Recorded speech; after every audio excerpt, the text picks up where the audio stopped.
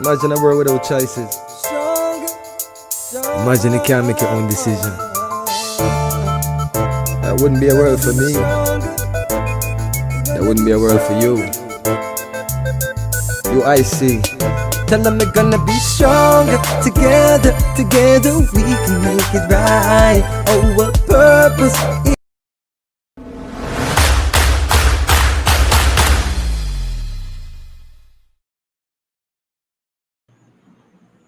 Hi, good night, everyone. Welcome to another edition of UIC Liberty TV.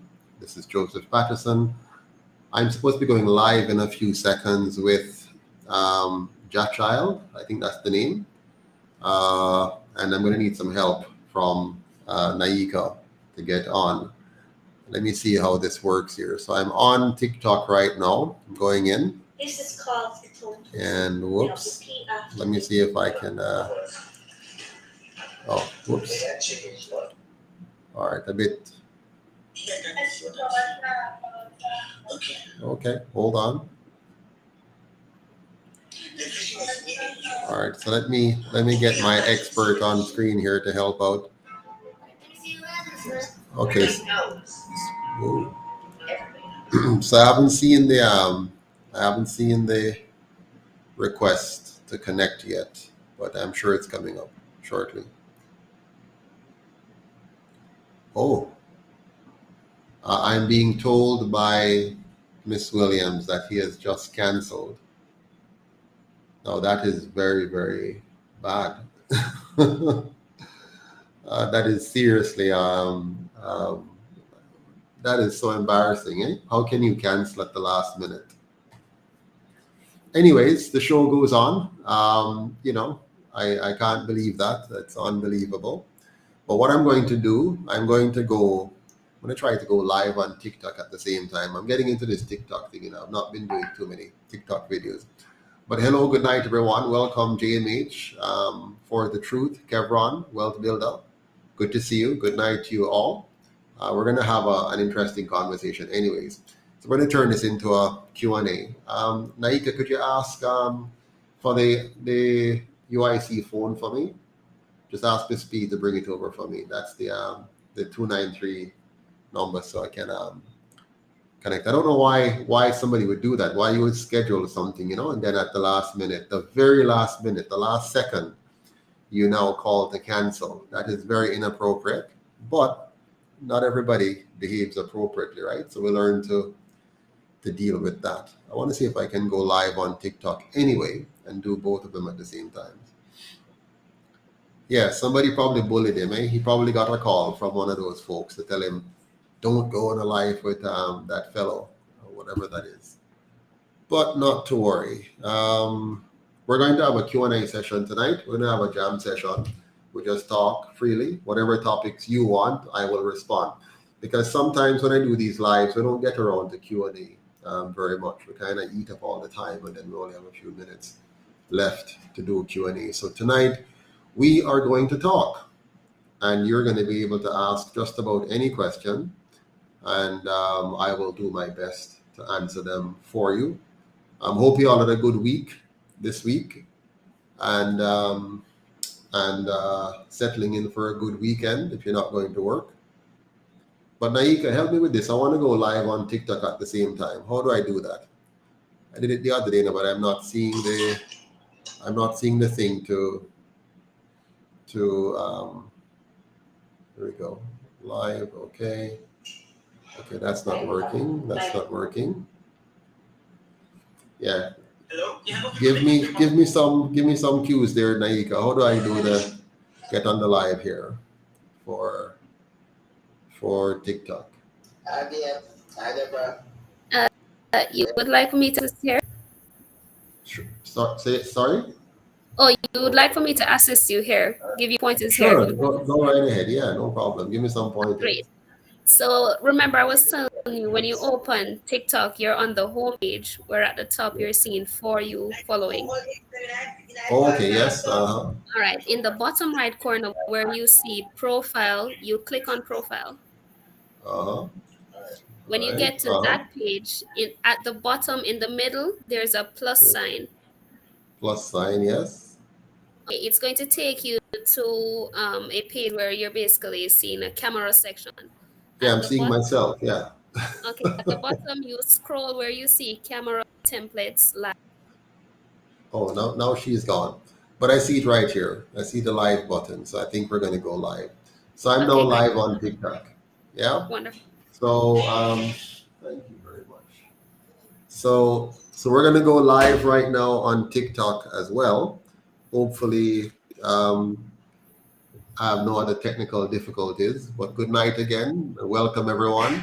I see Dr. Jamaica is on, Christopher Lawrence is on, Charmaine King, Sonia Kildare, uh, Mark Meeks, and Nigo Stoney is on as well. Good night and welcome to all of you.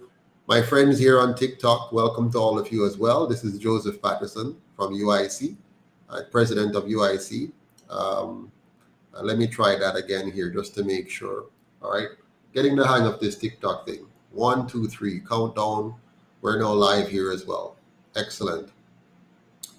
All right. So, again, welcome everyone to UIC Liberty TV on YouTube and UIC Jamaica here on TikTok. This is Joseph Patterson, and tonight we're going to have a reasoning where all I'm going to be doing tonight is answering your questions. That's all, nothing else. Whatever you want to talk about, any topic, whether it has to do with politics, economics, personal finance, relationship, mental health. What else can I talk about? And I'm sure Naika will give me some tips in the background to say you can talk about this or that. But whatever you want, I'm here for you tonight. No special presentation, just taking your questions and answering them. Okay? You can also call us. Yeah, the number will be on screen shortly. You can call us at 876-293-0812 if you want to call in and chat with me. So all of you on TikTok, welcome. Good to see you. I'll be switching my view back and forth because on my phone here, I have TikTok going. And on the screen here, I have YouTube going here. So we're just going to chat tonight. I should be on with JAHCHYLD, JAHCHYLD. We made an arrangement to come on tonight for me to do an interview with him. But unfortunately, at the last minute, the very last second, he canceled the show. I don't know why, but I'm going to make sure we have a show anyway, so we can talk one to the other. All right? So who has the first question for us? And remember, you can call into the number 876-293-0812. 876-293-0812. And tonight is absolutely your night. I'm here for you. So while we're waiting for your question, a little bit about me, if you want to probably learn a little about me. So I was born August the 2nd, 1971 in Kingston, Jamaica, downtown Kingston to be exact, a place called Blake Road, yes, close to Beeston Street and close to Hanover Street. So you know it's a fairly rough area. Oh, I see a missed call here. How did I miss that call? Just now, let me try again. Oh, my phone wasn't up. Let me try. Anthony Brooks is calling. Good night, Mr. Brooks. Can you hear me? Hello? Okay, it's come. There we go. Christopher Lawrence is asking, will you send back all those Chinese back to China if you win, sir? It's a very good question, Christopher. So we're going to talk about that. What will we do with the Chinese when we're elected? I'm just calling back Mr. Brooks here. He was calling and I didn't hear the call coming in. So, hello. Hello, good night, Mr. Brooks. How are you doing, sir? Good. How about you, Mr. Patterson? Fine, thank you. I understand you're calling from New Jersey. Yes, sir. I have a question I would like to ask. Go right ahead. Yes. I noticed that in Jamaica right now, I believe they passed a law that we cannot discipline our children no more, and if we do so, we might end up in prison. So, can you elaborate on that, and what are your position on that situation? Okay, thank you very much. So you want to hang up now and Okay, sir. I'll comment? All right, no worries. Yes, yes, Thank you. yes. All right. All right, so there are laws against what, well, first of all, when you talk about disciplining a child, there are more than one ways for you to discipline a child or for you to discipline anyone. One of the ways that has been common in terms of disciplining children has been to spank them.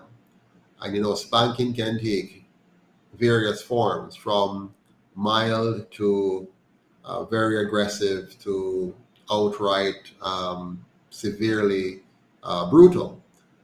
So I would be in favor of any law which protects a child from being physically abused by anyone, parent or not.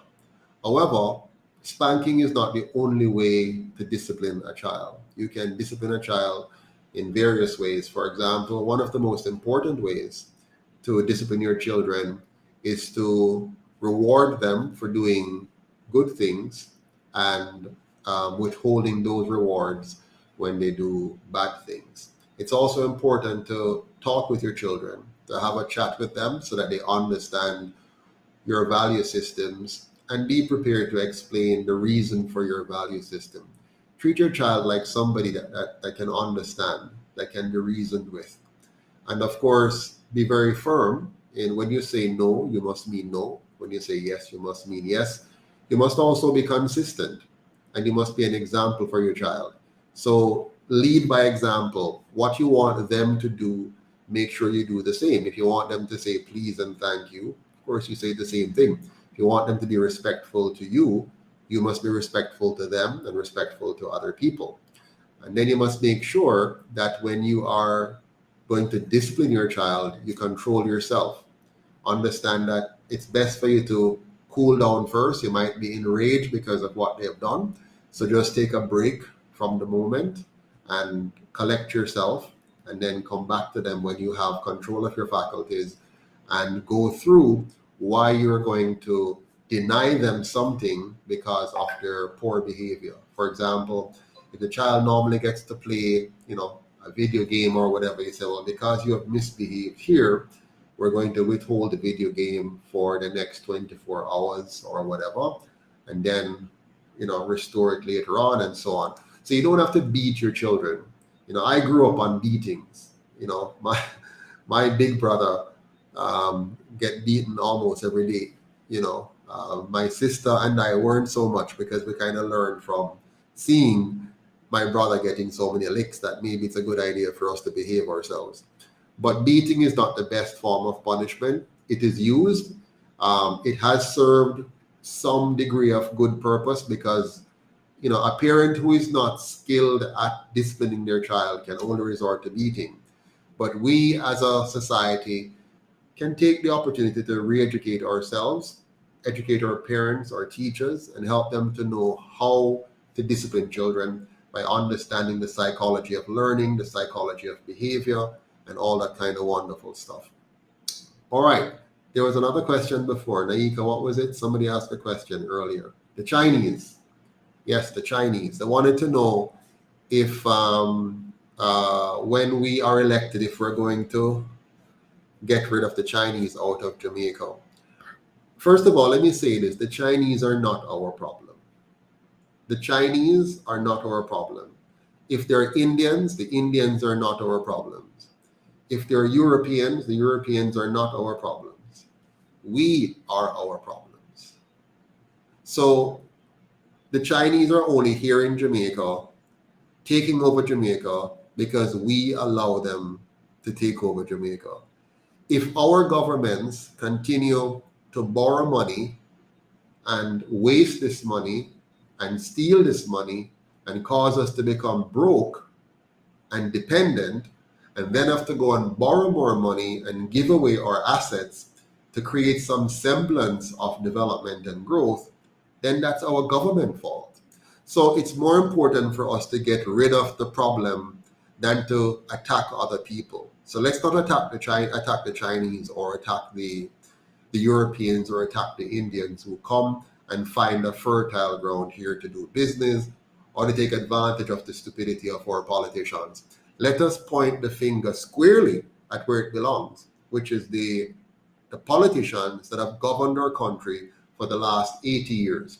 So for the last 80 years, from 1944 until today, Jamaica has been suffering from two political parties consistently wasting our time and wasting our money and stealing our assets and our values, right? So if we want to fix Jamaica, the best thing for us to do, first of all, is to replace those who have destroyed Jamaica. And the PNP and the GLP, they have destroyed Jamaica, and the UIC has taken the time to build a solid plan to restore, or for the first time rather, develop Jamaica into a first-class country that serves the interest of all Jamaicans. All right, next question. And I'm not going to get to all your questions because they're going so fast, right? Somebody says, can you beat the PNP over here on TikTok? Well, that's really up to the Jamaican people. You see, the UIC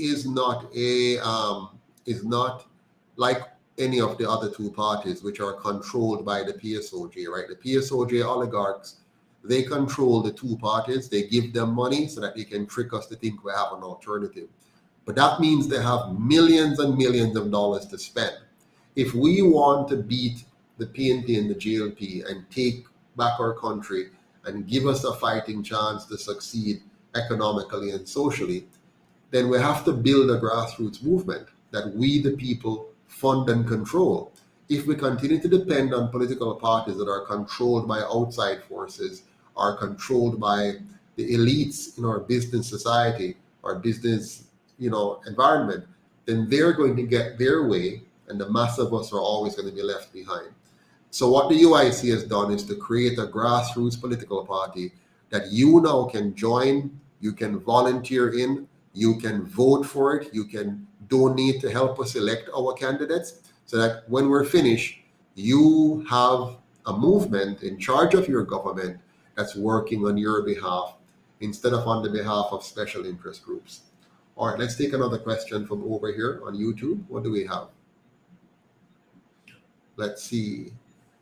They said you will remove Jamaica from polka. What will you replace it with? What will we replace polka with? I'm kind of stumped by that question. Who said I'll remove Jamaica from polka? I'm not too sure. Could you explain some more on that for me? I don't recall saying we'll remove Jamaica from polka. So give me some more on that, Naika. Next question. Will you leave the WHO, UN when you win? Okay. The UIC will make sure that Jamaica is not a part of any treaty or agreement that undermines the sovereignty of our country or the sovereignty of any citizen of Jamaica. So if there's a treaty with the World Health Organization or the UN that requires us to give some external power the authority to define, for example, what we must do in the case of a natural disaster or in the case of a international global health crisis, then we're going to say no to that. We're not going to sign off on anything that gives away our sovereignty. We must always retain the right to decide what is best for ourselves as a people collectively and as sovereign individuals within that collective. Next question. The next question here is, what will you do about the banking regulations that require JP and dozens of other things to open a bank account? We're going to get rid of that 100%. So when we set up the new banking system, which we call free banking, you're going to have a few things. You're going to have a right to a bank account. So a bank can't turn you down from giving you a bank account. You just have a right for it. Once you have your basic name, address, telephone number, that's it. You are in, and your ID, whatever your ID is, that is validated by the government, you get your bank account. You'll also have many more banking options because we'll no longer have the banking monopolies like we have now. So we're going to get rid of the banking monopoly. But most importantly, and probably more important, we're going to replace the fake or fiat currency with real money. Right now, what you call the Jamaican dollar is fake money. It's fiat money, meaning that it's not backed by anything, and it allows the government and those who print our money, which are people outside of Jamaica, to devalue your currency easily. And that devaluation costs you in so many ways because the value of your money is being diluted so fast that as hard as you work, you're losing value. You can't even therefore save effectively for your retirement because the government is part of a system that is stealing the value of your money as fast as you earn it. So we're going to reverse that by giving you and giving Jamaica real money backed by the productivity of the Jamaican people and stable because it is not being diluted at will by the government or by some external party. And so now you can dig a hole, save 10% of your income in that hole, and 25 years later, when you dig up the money, it will be worth just as much as it did 25 years before.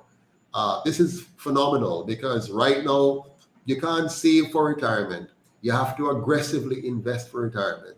And because you have to aggressively invest for retirement, it means you're open to all kinds of fraud, you're open to all kinds of pains and mistakes because you're not a professional expert, right? So they've put you into a very bad position by creating a fake and fraudulent monetary system, which we're going to undo. Next question.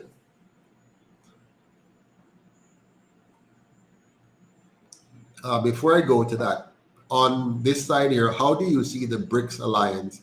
And do you see Jamaica aligning with this group? All right, so BRICS is a good question.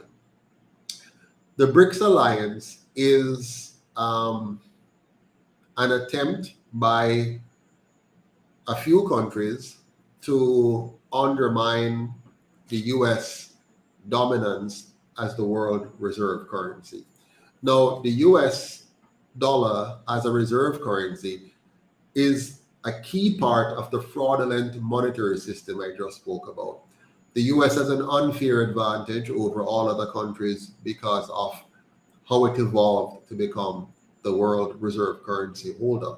It has manipulated that position. It has used that position to violate many countries, and it has weaponized that position against countries. Recently, it did that with Russia.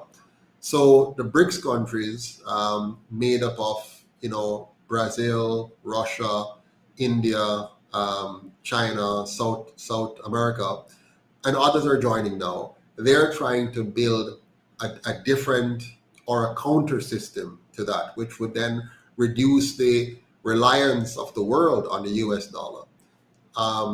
I applaud them for doing that. Of course, I know they're not doing that because they love us or care. China is trying to see if it can assert its dominance to topple the US. So we're currently in the middle of a World War III, right? But it's being fought through money and the control of money, economic wars, if you will, that's being fought right now. Plus, you have a miniature one going on between Russia and Ukraine with some serious implications.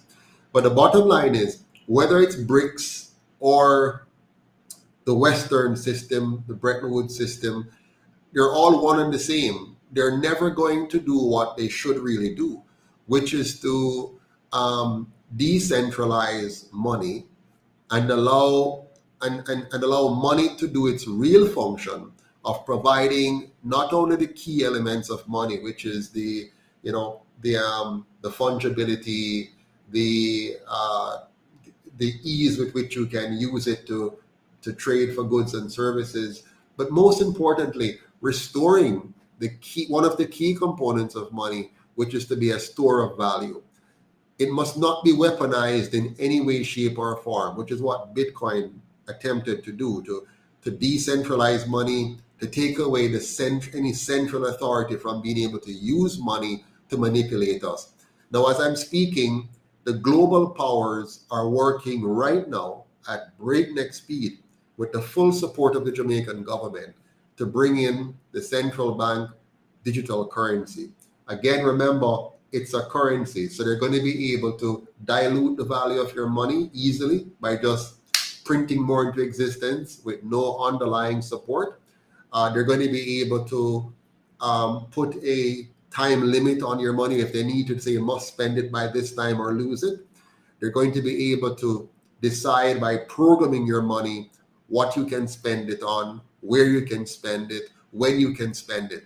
So what it means is that for the first time in the history of humankind, your government and whoever is behind the scene controlling it will be able to control practically every area of your life using digital money.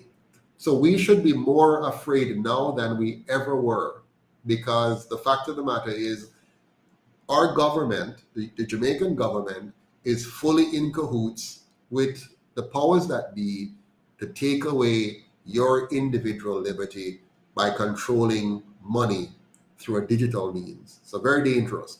And when they link that with the NIDS, then it's all over. All right. Next question. Will you have a train station to deal with the overpopulation in Kingston? All right.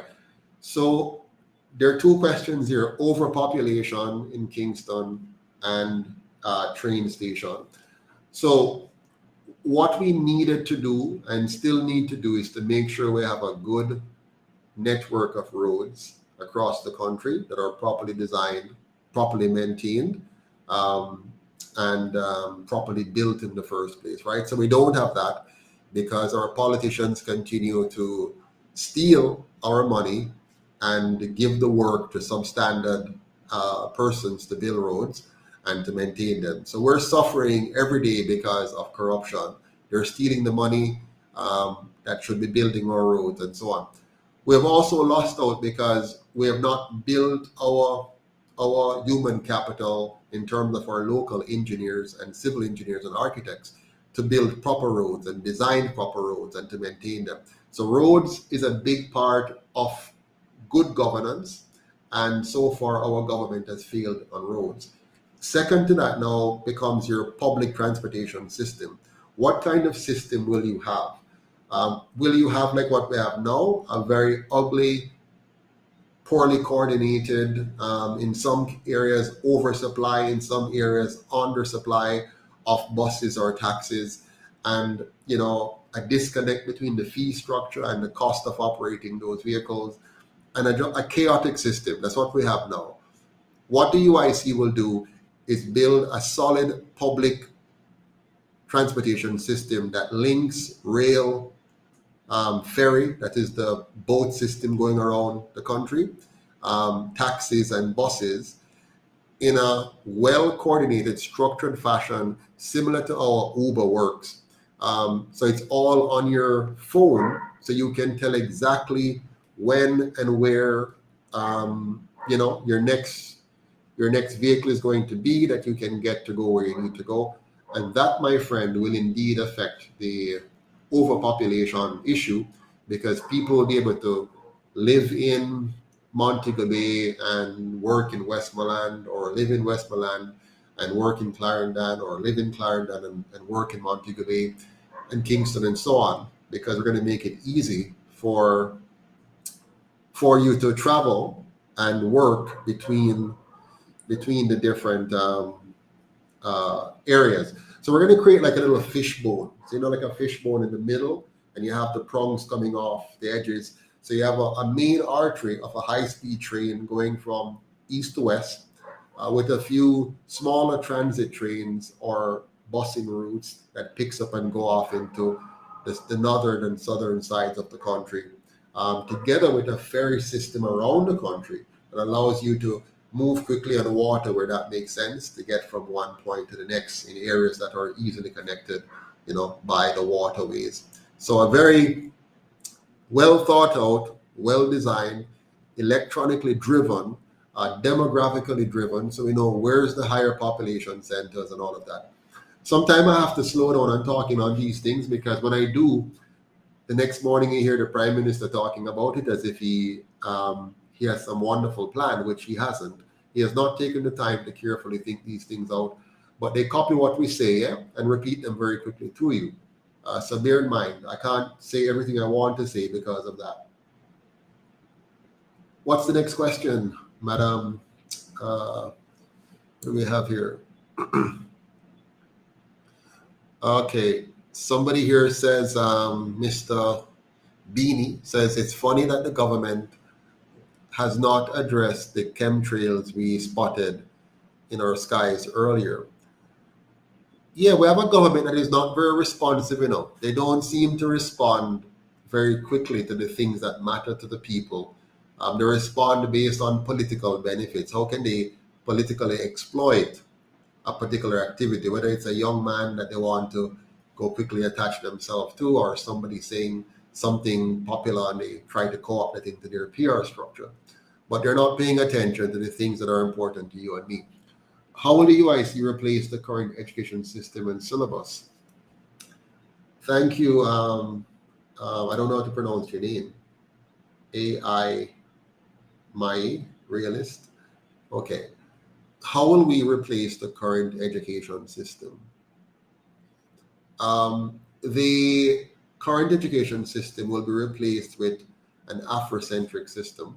So right now we are on a Eurocentric, Americanized, very weak education system that fails about 70% of our students every year. So the UIC says, okay, we're going to make the system very different. We're going to create a system that's filled with variety, because every child doesn't learn the same way. Some children need a different type of learning structure. Others need a different, another type. So I want to have an education system that is not a one size fits all, but rather a mosaic of solutions that allows parents to make the choices that they think best for their children. But at the core of this system is the idea of developing the whole person, like the whole human being.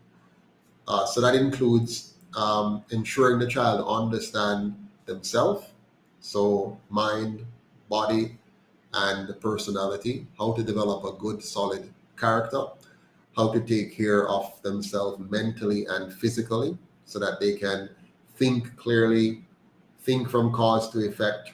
They can understand how to care for this beautiful body that God has given us, what to eat, when to eat, what to drink, when to drink, how to stay fit, and how to deal with potential medical challenges that might come up, just how to be a healthy person, mentally and physically. So that's one side of it. We call that understanding yourself. The second side of it has to do with understanding people, understanding human behavior, understanding how to build solid relationships, such as good family relations, how to be an effective spouse. Can you imagine you spend so many years in school and when you come out, you don't know how to be a good husband. You don't know how to be a good father. You don't know how to be a good wife. You don't know how to be a good mother. You don't know how to be a good person. You don't know how to relate to people, how to communicate effectively. So you want a school system that really develops the whole person. So master yourself, master you, have a full control over you, and then master how to have effective relationships with other people, how to build solid relationships with other people. And then the last thing you need to make sure you cover in a 3-part education system is to master money. Most of the problems we face across the world today, even between countries, is a lack of knowledge when it comes on to money. The root of all evil, in my opinion, is the lack of knowledge when it comes on to money. So we'll kill for it, we'll work hard for it, and still don't understand it. The fact is, if we understood money, most of the people who we elect as politicians, we never would, because they would not have been able to fool us with the simple, careless promises that they make and then never keep, because we know better. And so our education system will make sure we master those three things: self, people, and money. And then all the other subjects now will be taught in conjunction with this and in an interrelated manner. So you understand the link between physics and the economy and you as a person and your relationship with other people. Chemistry in the same way, biology in the same way, geography in the same way, history the same way, accounting the same way. So if you link all of those subjects and make it real for the student, so we're no longer focused on just passing exams. We're focused on building competences, solid competences. So as a human being, you know how to really contribute. You don't have to be a thief anymore. You don't have to expend your energy on stealing or scamming because you're in full command of your all of your faculties, and you know how to make good decisions, and you know how to add value. And the truth is, those who had the most value in society, except for thieves, make the most with less risk. Thieves can make a lot, but with a lot of risk, like you saw the other day.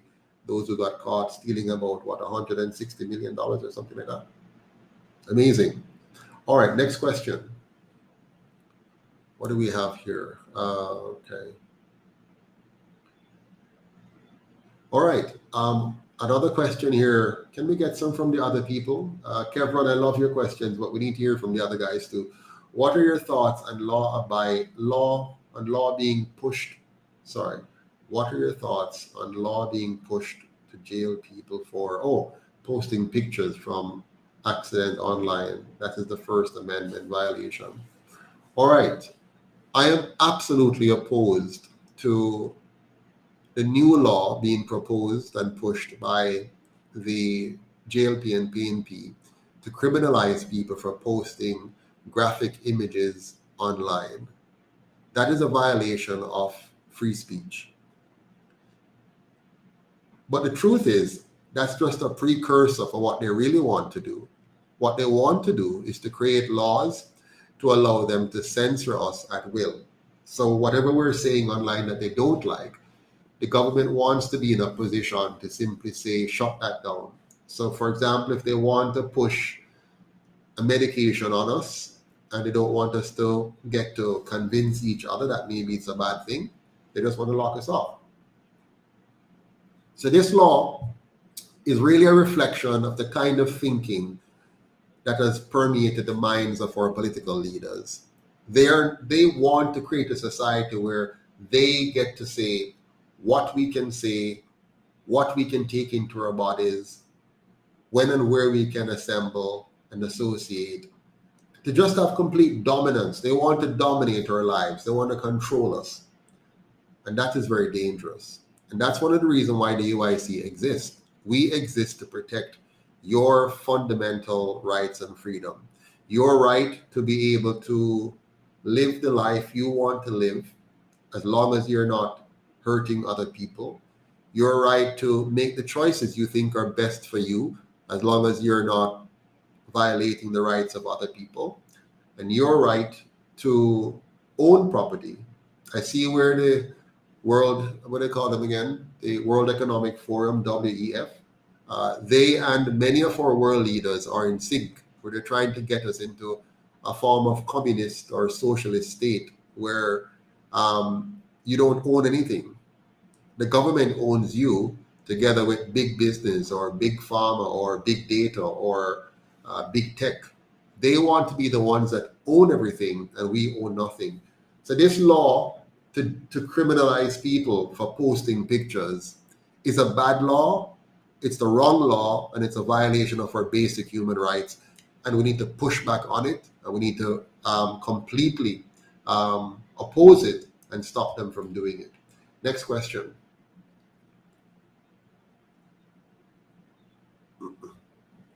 Will UIC expand the police force and rebuild police stations? Howard Foster. All right, so it's not even so much about expanding. So the way the UIC look at policing is one of the most important function of government. What is the purpose of the police force. The way it's used right now is it's almost like an instrument of government to carry out whatever objective they have. But that's not the purpose of a police. A police service, the purpose of a police service is to protect the rights of citizens. So the UIC is going to change Jamaica from having a police force to having a police service. What's the difference? Right now, they say the police is to serve and protect. Well, in the UIC's approach, the police is not only to serve and protect, but to respect. So I want the police to respect every citizen equally. So whether you are president or pauper, you must be served in the same way by the police. And the police must focus on protecting you from anyone using force or fraud to violate the right to your life, to your liberty, or to your property. So we're going to retrain the police to become more sensitive to dealing with the real issues, which is people trying to violate your rights. Not the police itself now becoming a violator of your rights. So when the police come and talk to you in a coarse, rough, disrespectful manner, they're violating your rights. They're not serving you. So I want to change that. The police must become your servant and not some kind of brute force authoritarian figure. Similarly, we have to make sure the police becomes a community-driven entity again, or for the first time. So we have to make policing a community initiative, whereby the police lives in the community, is a part of the community, is growing up with the children of the community, is respected by the people in the community because of the role he or she plays as a social worker, not just something to be afraid of, but a social worker who is involved in helping the parents, helping the teachers, helping the nurses, in caring for the society, caring for the community, caring for the children in that community, and getting them to see the police as their friend, not as a foe, not as an enemy, but as a friend that's a part of the community and is there to help you. So in that vein, the police helps to prevent crime rather than just simply going after criminals, but helping to prevent crimes, and then having the tools to effectively investigate crimes and bring them to a successful trial, that justice is served. Not that we just scrape up people off the road because you look like you should be there and then take you and lock you up for a few days. No, I mean really seeking to prevent crimes and bringing justice where justice needs to be served, as part of the justice system, not as executioner, but as the first line of defense to properly identify, investigate, report, limit the possible impact of whatever crime has been committed, and then facilitating the courts where appropriate to complete the process of adjudicating the matter, right? So, next question. On TikTok here, let me see what kind of questions I have so far. It says here, why is there a limit? Oh, can I get back to that one? Let me see. Why is there a limit on our workforce? Currently, people are only allowed one job in 2023. I'm not sure about that. I wasn't aware that you're only allowed one job. Can somebody fill me in on that? I'm not aware that you're allowed only one job. I think you can have as many jobs as you want, provided somebody's willing to hire you and you have enough time in the day to do it. Okay, how will the UIC deal with our children prison, aka children home? All right. Well, first of all, the UIC's mission is to ensure that we protect the rights of every individual citizen. Of course, that includes our children, our senior citizens, those who are mentally or physically disabled, and of course, all those who are in, good physical and mental standing. we want to ensure that we try as best as possible to address the problem very early of our human capital. We have been very careless as a country about our people, and you see the result. Right now in Jamaica, we have been accumulating substandard citizens, accumulating them, right? And what I mean by that is we have an education system that fails 70% of our students every year, minimum. If you keep failing 70% of every 100 students that comes in, then that's 70 on top of 70 on top of 70 every single year. That's a very big development. Now, the 30% that are somewhat okay in terms of having enough subjects to suggest that they have completed a reasonable course or period in high school. From that 30%, at least 50% or more quickly leave the country. They're absorbed into other countries to help to build those countries. So right now, Jamaica has about 4 million Jamaicans in the diaspora, many of them contributing in outstanding ways to the development of other countries, because our country has made them into economic refugees. Our government have failed to provide an environment that is conducive to decent living, conducive to earning a reasonable income. And so many Jamaicans, as soon as they finish, school, whatever level, the moment they get a chance to leave, they leave. So if they finish university, they're gone. So we're accumulating, therefore, a large number relative to a smaller number of somewhat competent individuals, a large number of less competent individuals, a large number of undereducated individuals, a larger number of individuals who have not been given the kind of education they need to be as productive as they possibly could have been. This means we end up with many families where the parents are not really equipped to be parents, but they are parents and they have these children in their homes. So you have a parent who is a substandard individual by virtue of education, poor education, also poor health. For example, many of us grew up not eating well, especially today. You're eating more junk food. Your mother may have, her breast milk may have been substandard because of the kind of nutrition that she subsisted on. That's passed on to the child. The child makes poor blood. And not getting the kind of food that is going to develop the brain properly, so learning becomes a problem.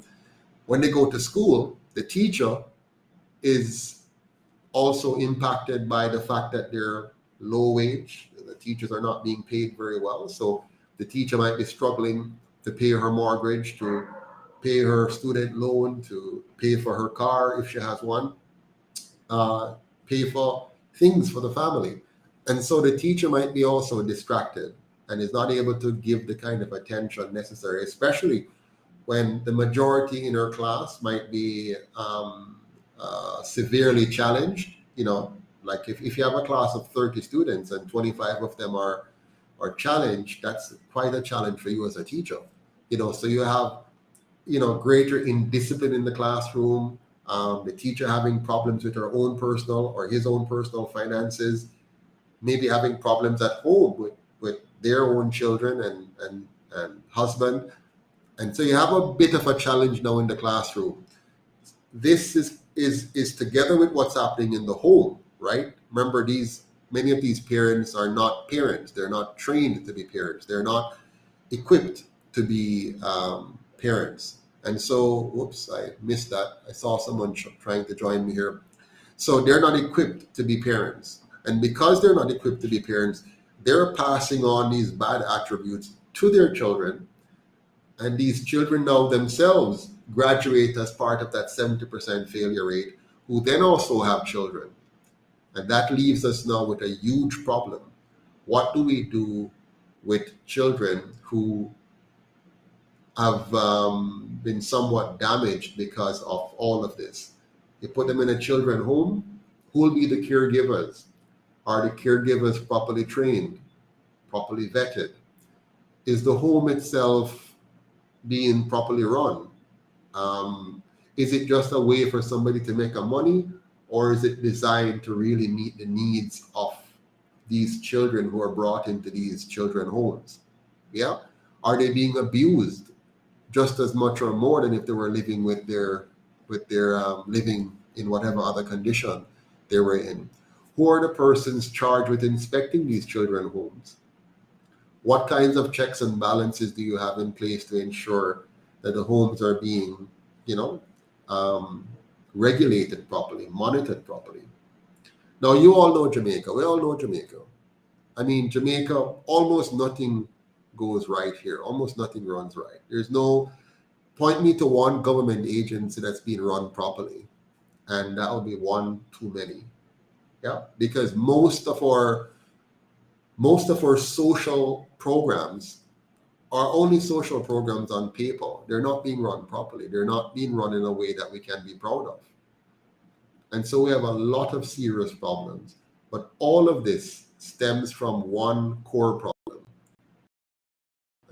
That core problem, bad governance. Bad governance.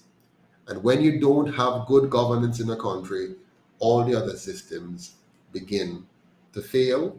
And so far in Jamaica, everything has failed. Point me to one area of success. If you look at our government, they have failed on every level. Transportation, failure. Education, failure. Healthcare, failure. Agriculture, failure. Airline, failure. Airport management, failure. Road construction, maintenance, design, failure. So you have to wonder, what is even the purpose of having a government? Because our government fails at just about everything. They can't keep us safe. They can't provide a clean society. They can't provide good public order without mistreating and just, yeah. So anyway, why is there, again, the question is being asked about this workplace limit. I don't know what that is about, my friend. I have no idea how to answer that question.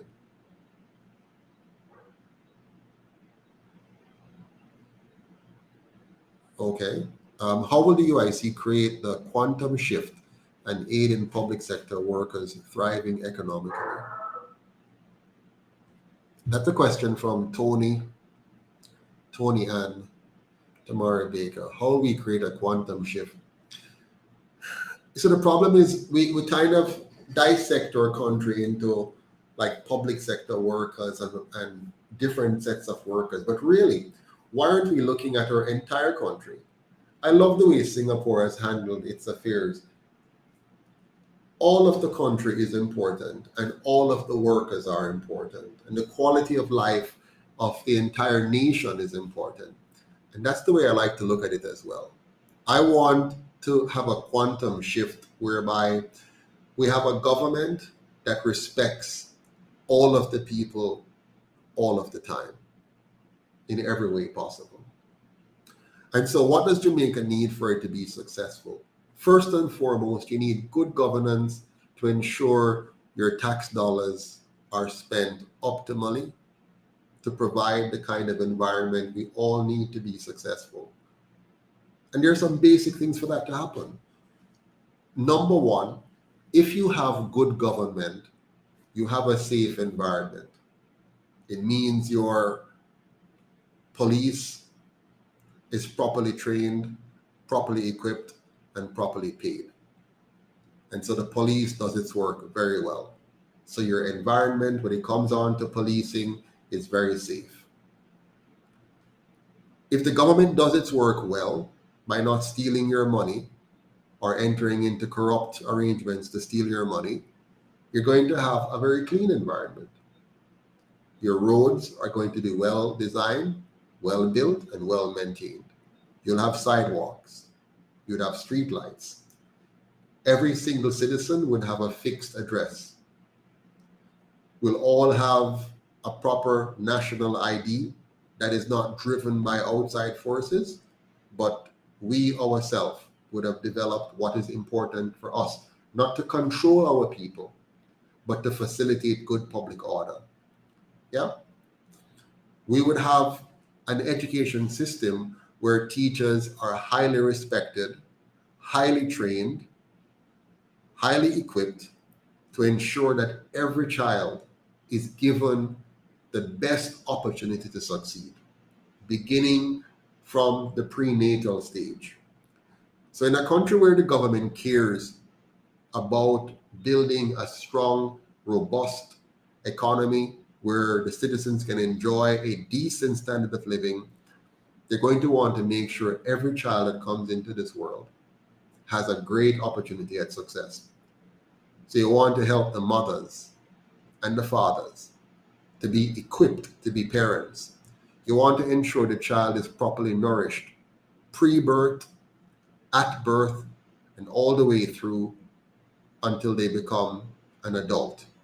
You want to ensure that the school system is not geared simply towards job seeking, but preparing every child to become a well-rounded, very disciplined, highly intelligent, very informed citizen to be able to participate in building a solid society. So when you have a good government, your school system really works. And instead of you failing 70% of the students every year, you're passing 90% or 95% or 98%. You'll always have some who are not going to be able to keep up under any circumstances. That's a part of life.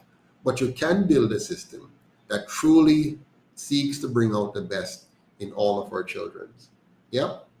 And so if you have your school system working, if you have your education system working, if you have your public order, your cleanliness, your safety in place, and you make sure you build what I like to call a preventive healthcare system. So not a healthcare system which says, which allows you to just get sick and then come and seek medication or surgery. Instead, you link your healthcare system with your education system, both public education from the government and education in the schools, so that your citizens have a good understanding of themselves, of their bodies, their minds, their biology, so that they can be a key player in managing their own health because they're properly educated about themselves.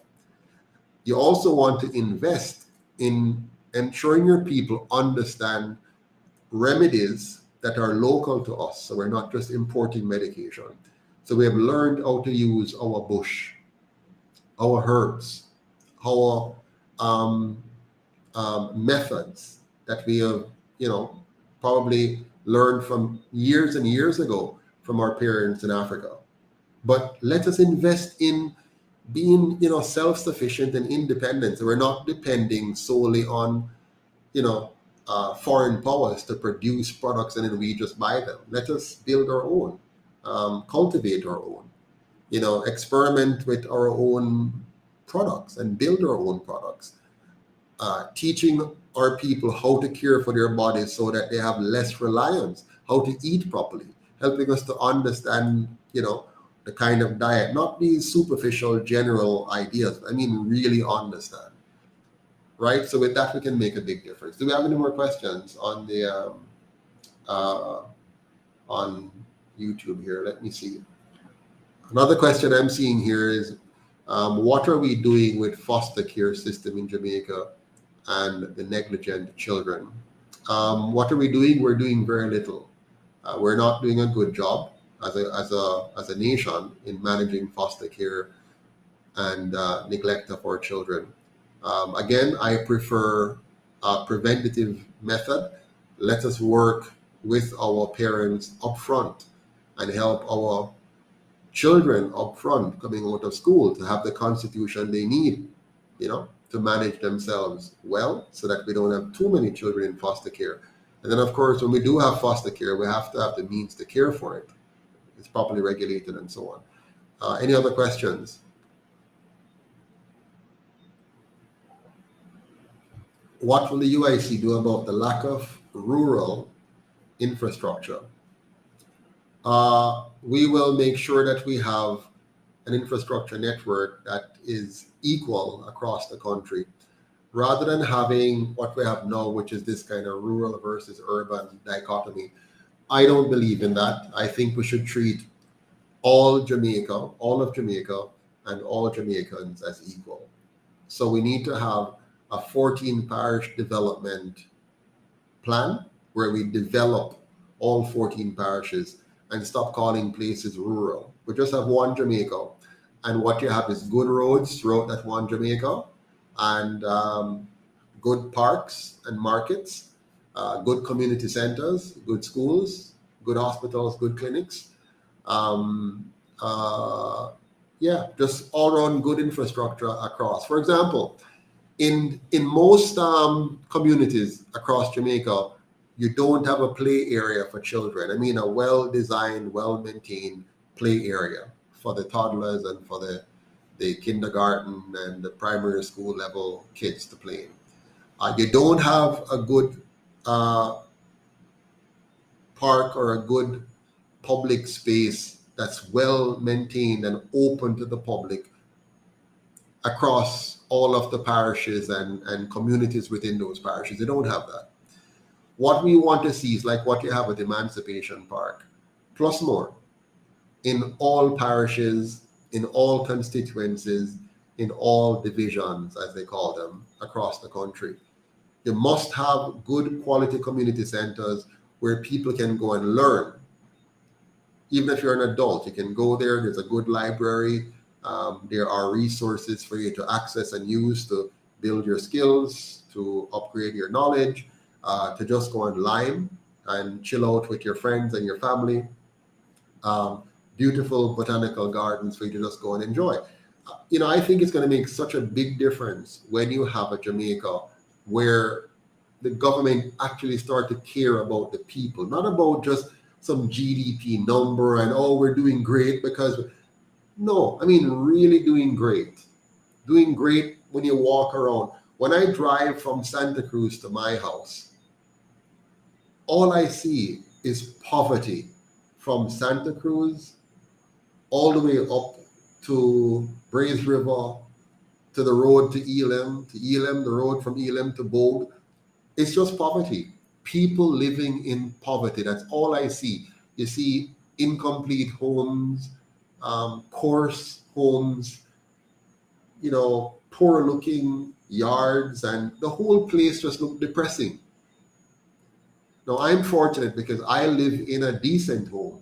I was able to build myself a decent home, but just far too many people are living in just low, just not the level that we should be living at. And I find our politicians, they're quite comfortable with that. They love keeping these people the way they are.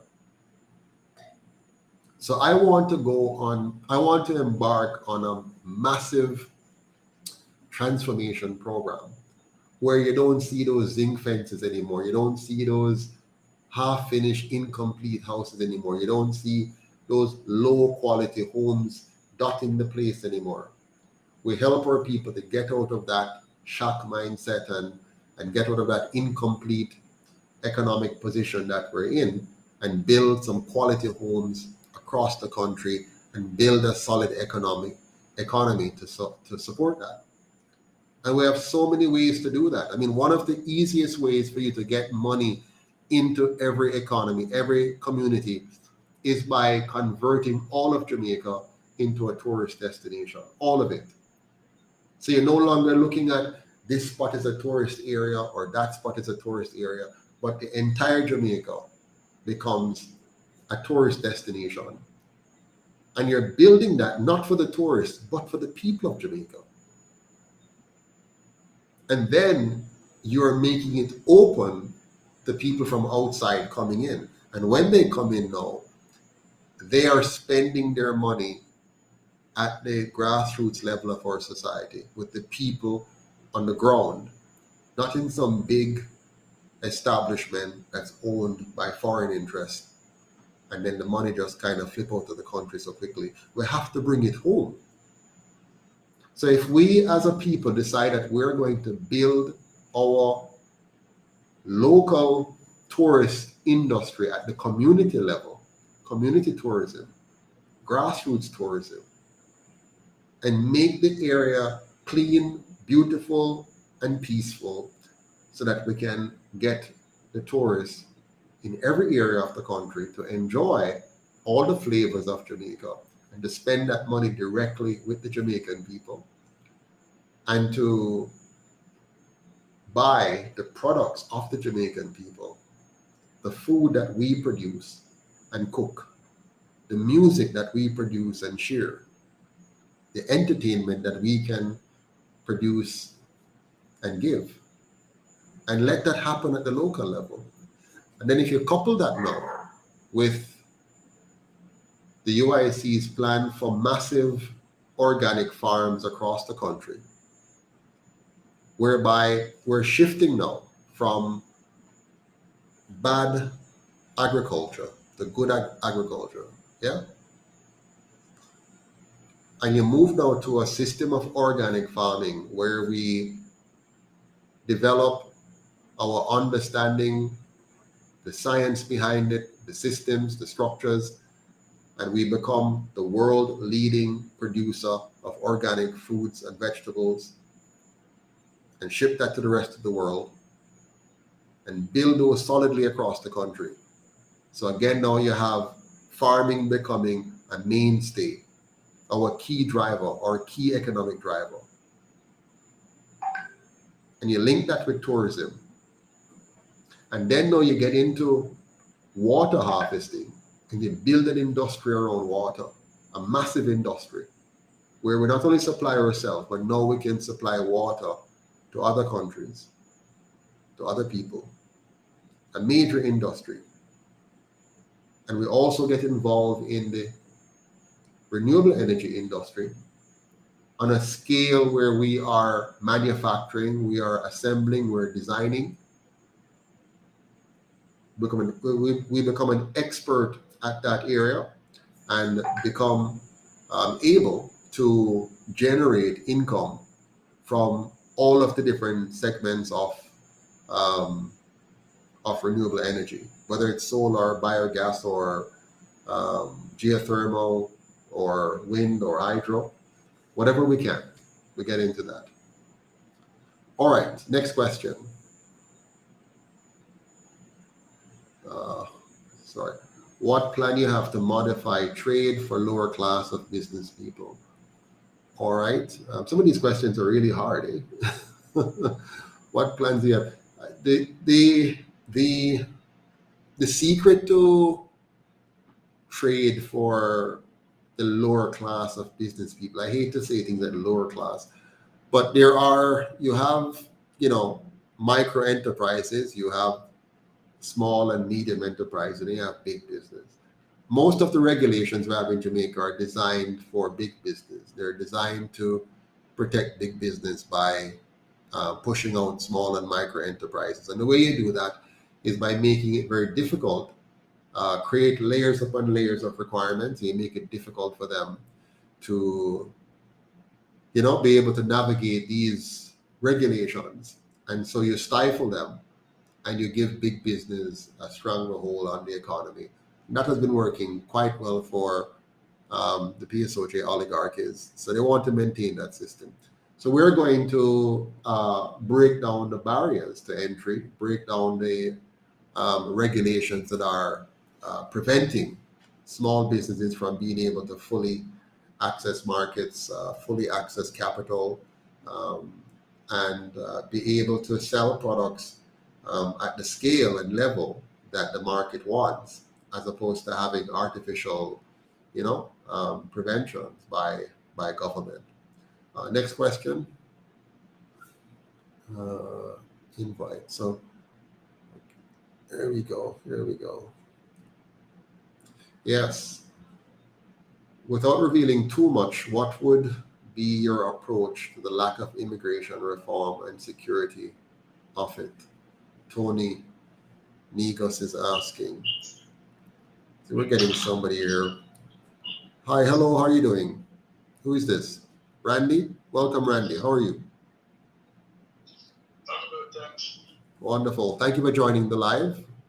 You want to ask a question?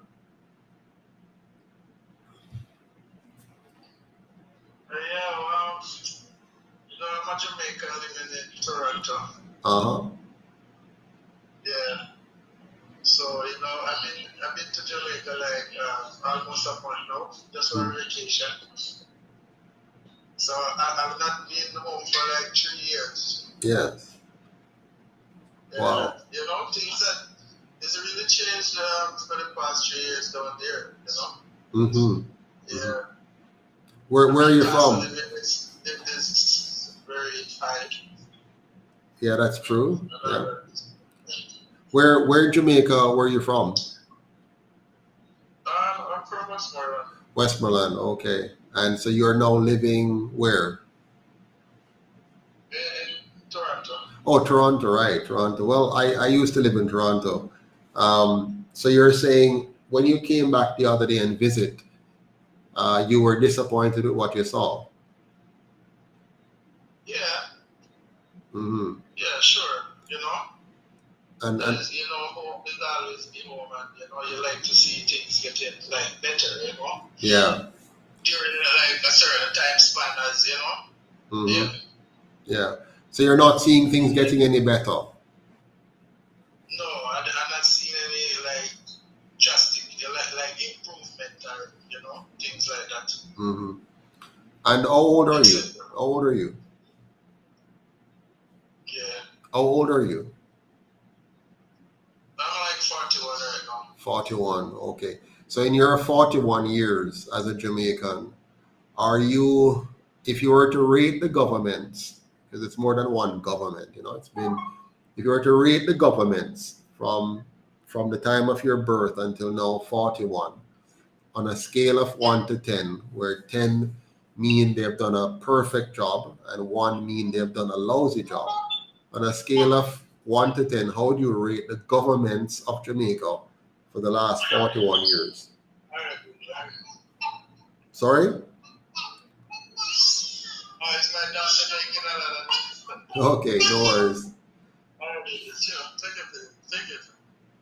Yeah, so you said that I heard about like when you said how much would I rate them, right? Yes. Like both sides during my 41 years. That's what you asked me, right? Yes. Uh-huh. Well, to be honest, right? I wasn't there for all these times because I used to like travel, like go to small islands and come back, back and forth and Mm-hmm. But over like how I would rate them is like probably like a four out of 10. Okay, 4 to 10. Yeah. And do you have a preference for any of the two? Well, basically, well, I wouldn't even say the party, but in all of that, my favorite person was Mr. Manley. Okay. And why was he your favorite person? Yeah, because he did a lot. Like me growing up, I heard a lot of things about him, like what he did, and he opened doors to certain things and certain opportunities, like what we presently like have back then till coming up. So like he's my favorite person, but all around that, the both of them are like in the same type of thing, like the same boat, same type of thing, right? Yeah, but overall, he's my favorite person. As I see stand out and he did what he could. Like that's how I see it. Right. Yeah. Understood. I'm sure my mother would agree with you. I'm sure my mother would agree with you. I have a different opinion, but I do understand where you're coming from. With that for sure. In terms of the current government now, what do you see? Can you identify any good thing that the current government has done? You mean like the one in now? Yes, the government in place now. Can you identify any good thing that they've done? No, I can't identify anything right now. But like, no, I couldn't say that. Yeah, No. me neither. I can't identify any either. I was just wondering if you could see any. You know, Yeah. I don't want to trust myself to say I'm the only person that can see, but I am not seeing anything. I'm going to have another person join us. 1 second. Let me see if we can get Marie on. Marie wants to join us. Hold on, Randy. Don't leave. Let me see if she can join us. All right. Okay. 1 second here. Yeah. Okay, I'm pressing it, but I'm not quite seeing it change over yet, but hopefully it will. Oh. But yes, so do you plan to return to Jamaica to live at some point? Like to come back and live there? Yes. Well, all right. So yes, I would, but and at the rate of how like the country is at this time, like I don't see it like in the future, like at the rate that it always going now. Mm-hmm. Okay. Right? But, yeah, I would like to, but at the rate that how things are going, I don't see it at this time. Right. So you would you agree with me then that you are an economic refugee in another country? Yes. Mm-hmm. And as an economic refugee, would you like to have? Let me rephrase that. The UIC's position is that all Jamaicans should be allowed to vote in our elections, whether they live in Jamaica or not. Do you agree with that? Yes, of course. Right. And the reason why we say that is because, while they can buy the Jamaican at home because they keep us hungry and dependent, they can't buy the Jamaican abroad because they're a little bit more financially independent. That's all. Yes, it's true. Yeah. Mm. So you agree with the UIC position that we should make it so that all Jamaicans can vote remotely and register to vote remotely from any country there are in the world, even if they have dual citizenship, right? Yes. Yes. Okay. I wonder if everybody agree with us. I'm not seeing any objections written in yet from anyone, but please let us know if you agree. So the UIC's position is that, we want for the diaspora to be treated as Jamaicans. So once you're a Jamaican citizen, if you live in Greece, Germany, USA, you name it, doesn't matter where you live, you must have the right to vote by absentee ballot in every election in Jamaica. And on top of that, we also want to make sure that when you're coming back home, you can do so duty-free, meaning you bring back all that belongs to you and you don't have to pay any additional taxes when you're coming into Jamaica with what belongs to you. How do you feel about that, Randy? Yes, absolutely. That's right. That's the way to go. Mm-hmm. Mm-hmm. That's the way to go. That actually encourages, it encourages you. Yeah, make you feel like you're a part of the family. Yeah, that enables you to push to be more confident at what you're doing and to do it at your best. Exactly. And so you know that when you're coming home, no hassle, you just bring back your stuff and you can carry on with your life. Now, I see when a person bring back their valuables to Jamaica, they're about to contribute to our economy. They're going to help to build the economy. You don't need to try to extort them at the border. Trying to extort them at the border. So the other thing we want to do for the diaspora as well, the UIC's position is that you should be able to run for public office even if you have dual citizenship. Right now, the way it's set up, if you have US citizenship, you can't run for office in Jamaica. But if you have Canadian citizenship, you can run for office in Jamaica because you're a part of the Commonwealth. Well, the UIC said, no, let's make it open to all Jamaicans. So whether you are a US citizen or a British citizen or a Canadian or German or Swiss, you should be allowed to run for office in Jamaica. And the reason for that, of course, provided you return, of course, you have to return to the country, right? Now, but the reason for that is many people who take out citizenship in other countries did so because there were economic refugees there. And for them to take full advantage of that country, they needed to take out citizenship as well. And so they did that, not because they generally wanted to, but because we run them out of Jamaica. We have caused millions of persons to be living overseas because the government of Jamaica failed the people of Jamaica over the last 80 years that they have been in power. Do you agree? Yes, I do agree.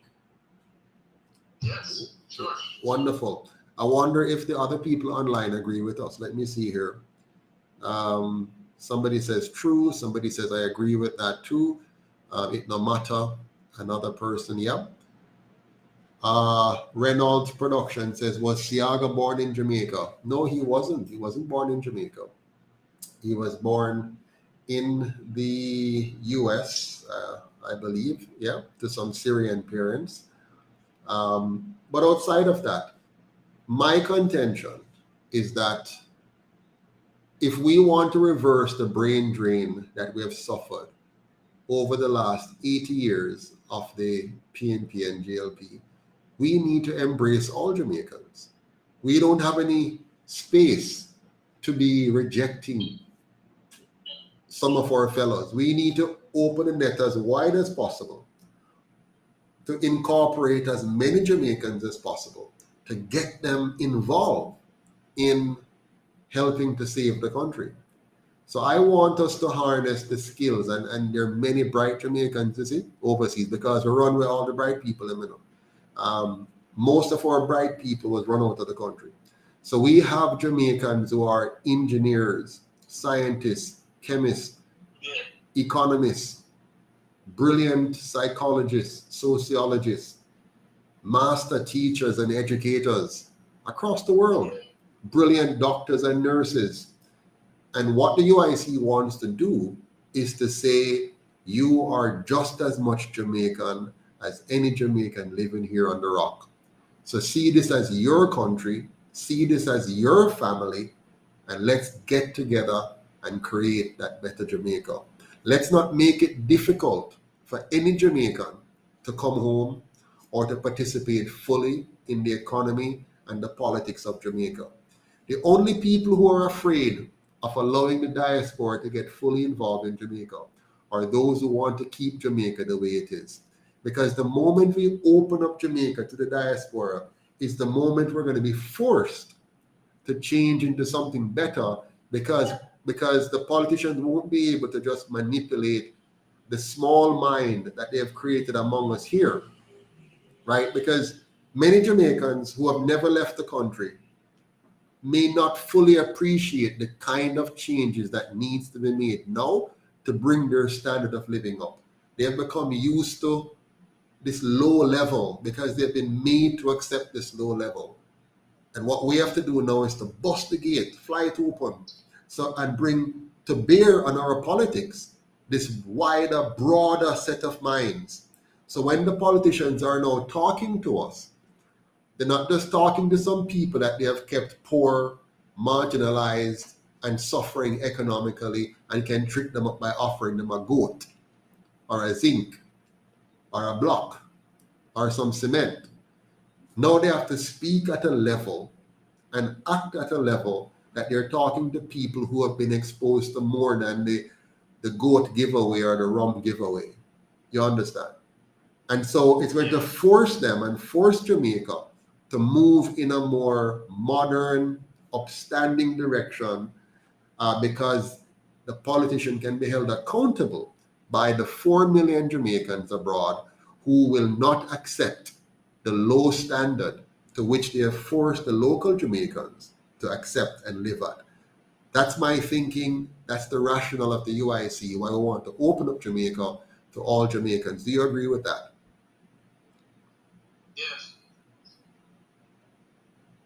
I wonder if our other viewers agree. Let me know if you agree. Type yes, someone can know if you agree with what we're saying. It'd be good to know, because this is what we want to really make Jamaica into a first-class country. And we can't do that if we allow the PSOJ oligarchs to continue to fund these two parties, to trick the people into staying at the low level that they have kept us at for the last 80 years and counting. We can't afford to let them keep us there any longer. The UIC was designed, you see, to make sure that we have a political party which is owned by you, Randy. It's owned by you. It's owned by every Jamaican. Right now, the two parties, you may not know this, but the two colonial parties, they are funded, controlled, and owned by a few wealthy business elites in Jamaica that I call the PSOJ oligarchy. Yeah? And so these guys, these rich dudes that, and I have nothing against them being rich. I'm just saying that they're using their money to influence our politics, to keep Jamaica the way it is. And they must be doing it because you would not fund something you don't agree with. So they have been funding these two parties from the 1940s, 50s, 60s, 70s, 80s, 90s, right down to the 20s now, 2023. And so they've been funding them, which means they must agree with them. They agree with what they're doing. So the UIC is saying, no, let us now fund our own party. So that's why the UIC is a grassroots party. We now are funded by the people of Jamaica. So you must fund us. All of us, myself included, we have to donate our time, our talent, and our money to the movement and help to create a political party, a political movement where we, the people, own it. So it's of the people, it's by the people, and it's for the people. So we have to do that together. What do you think about that? What are your thoughts on that?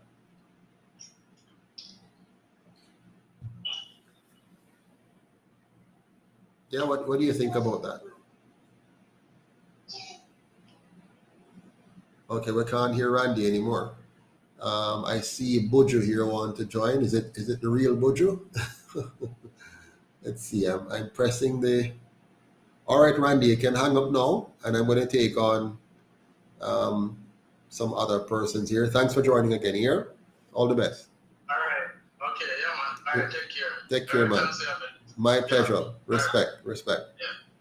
All right. So let me see if we can get on this other person here, which calls himself Buju. All right, but it's not connecting. I don't know why it's not connecting here, but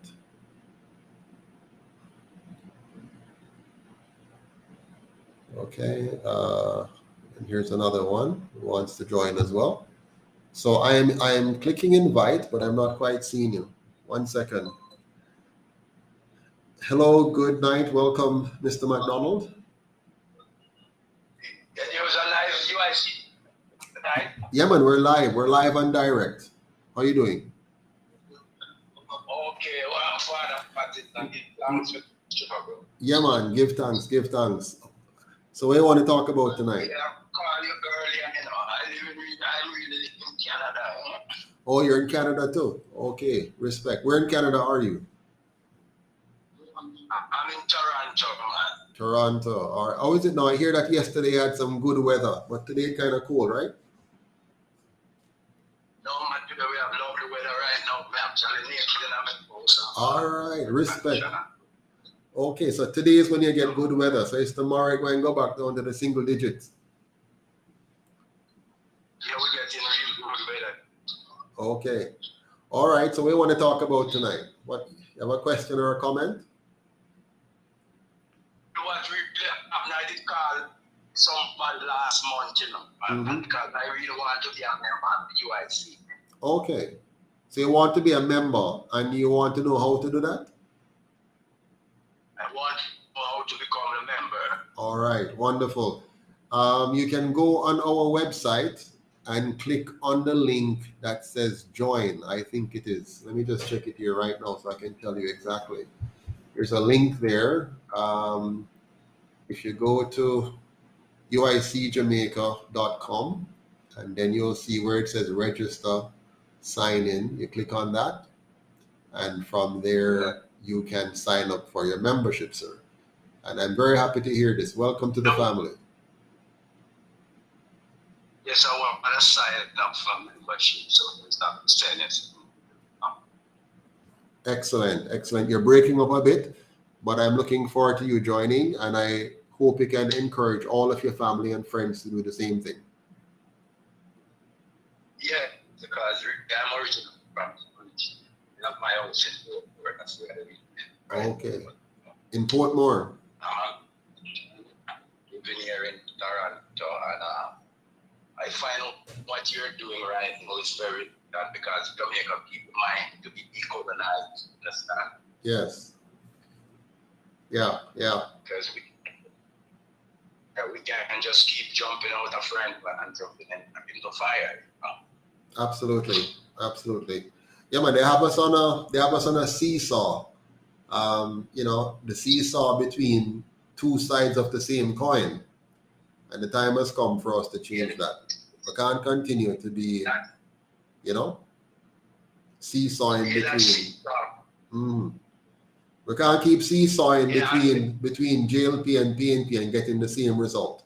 It's time for something new. And the saw is getting very serious. The saw is about to cut now deep into the flesh of the people in order for the colonial achievement. It's because they're hurting up the weapons now on every angle in order to achieve their goal. Absolutely. One period of time, you see? Yeah. Over a period of time, they have been trying to totally take over the mind of the people. And it is, if we have government who does not recognize the plight and right of the people, who can be bribed around the corner, then the people will be serious. The people can be in serious jeopardy. So it's a very serious time now, and it's a important role here because we're really truly this third party right now. Yeah, man. It's I hope people understand the seriousness of what the UIC is trying to achieve. We're never going to have a change from these two parties unless we, the people, own the party. And here's the trick. You might have another third party come along. 1, 2, 3. We must ask ourselves the question, who is funding them? Because whoever is funding them, that's who they're working for. Don't let them fool you and come and tell you they can solve all the problems in the world without you funding them. Because if you don't fund them, whoever is funding them will be controlling them. And that's what the Jamaican people have to wake up to right now. We have to wake up and understand, for the first time in our history since Marcus Garvey, this is our second opportunity. We failed Marcus Garvey when we did not follow through on what he started. We allowed these two colonial parties working with the media and working with the plantocracy to kick out Marcus Garvey and kick out the one true political movement that was for the people. We allowed the PNP and JLP to work with the media then, and the elites, the business elites then, called the plantocracy, to kick him out.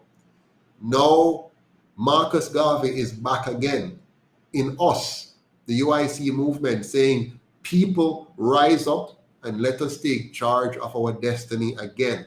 This is a second opportunity, okay? Let us now fund our own party. Let us fund it, and let us own it, and let us control it, so it will work for us, and not for the plantocracy or for the PSOJ oligarchy or for the colonial powers behind the scenes. Let us make sure this party now works for us and us alone. But for that to happen, we have to fund it. Yes, we have to fund it, and whenever we fund something, we are the one who own it. We make the Yes. decisions that are being made Absolutely. for the betterment of the people. Yeah. I really have this issue with Brother Patterson is that lots of us in Jamaica, from Jamaica, we have a sense of history, but a lot of Jamaican people do not have a real sense of history. As you know, there's new generation come along, and the older ones like me, you know, because I'm 64-year-old, so I have a sense of history. Yes.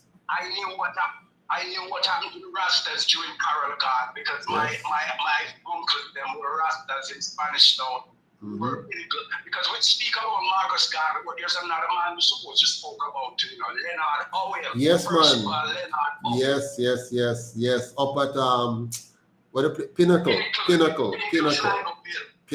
Yes. Yeah, And you know, most Jamaicans, like the vast majority of us, especially they know nothing about Howell. They know nothing about even Marcus Garvey. You know, they only know about the name and some general. They don't understand what really happened. What was Garvey doing? What was Howell doing? What did Buster do in 1966 to the Rastas in Coral Gardens? We that is lost to us. Anybody voting right now and voting for JLP, for example, let me just focus for a moment on JLP. Anybody I lost him. Anybody, let me just say this to you clearly. Anybody who votes for the JLP, and I'm speaking clearly now, I'm not talking about PNP, I already spoke about them. It makes no sense to vote PNP. But anybody who is voting for the JLP, do you know that the JLP, under Bustamante, the JLP commanded that Rastas be brought in dead or alive and caused the massacre of a number of Rastafarians because the government of the day decided that they were less than, that they did not fit the bill to be considered Jamaicans with rights to be respected. Yeah, welcome back, Mr. McDonald. Yes, I get you back. Yeah, I was just explaining, you see, to our viewers. I was explaining to our viewers that there's no way a person can know the history of the JLP and vote for the JLP. What they have done to Rasta in Coral Gardens and what they have done from even what they did in 1962 when they stole that large amount of money from our school system and built half the number of schools for twice the cost and steal that money. And what they did in the 70s and the 80s, causing some 800 persons to be murdered in this country. And how they sell out oh my gosh, man. You cannot know these things and decide you're going to join, volunteer, fund, or vote for the JLP. Yeah, go ahead. No, and I don't really mean to cut you because for those of us who really read and understand history, you must remember Sligo Field was like a refuge point for the people. Because what happened? The Rasta people during those times, they were some of the most progressive people in Jamaica. They make their own clothes. They plant their own food. They make their own shoes. They have their own bakery in Pinnacle. So what really happened now? Because they were so independent and they were whatever Rasta was saying, which was love, it was thinking deep into the society and they didn't want that to happen. So what happened now? They had also tear down Pinnacle. So every day, because if you understand it, Sligo Bill is one of the first free states in Jamaica from the British colonized state. Sligo Field. So what really happened now? There was a place called Pinnacle. It was a refuge. It's not just Rastas neither. It was just a place for poor people in general. As you know, Leonard is not a dreadlocks. Right, he wasn't, yes. He wasn't, and you're a Rasta man, even though you're not a dreadlocks, because if whoever is looking out for the plight of the people, whoever whomever is trying to serve the people with prudence and fortitude and justice, these are the people who are truly godly people. Anybody, any man you see come on and trying to educate the people. As long as you start to educate the people, right there, you start to feed their soul the substance they need to survive. Yeah. So anybody understand any little thing about ancient Kemet and Timbuktu and about ancient Egypt and what it was about, they will know now that a savior come. Because after you study now the history of the people who was dead for over 70 years or more, and the people is in the same position or worse. Yeah. And the people are totally on decline. You can't see now where the people are rising. They're totally on decline. Then any people who see that they're on a total decline and they don't want to change from the process that caused the declination, then these people, I don't know what else I could say. So I have to support what they're doing. So, Marcus Garvey said something which has stuck with me from I was a boy until now. He said, any leadership that would lead you to depend upon another race is a leadership that will enslave you. Yes. And that stuck with me, I mean, for pretty much all my life. And every time, I remember when I was a boy and they used to come back from abroad and say how much money they get to borrow. And I used to see my mother and others celebrating. And I said, Mommy, why are you celebrating? You realize that when you go abroad and you're borrowing from these people, you're really enslaving yourself. Yes.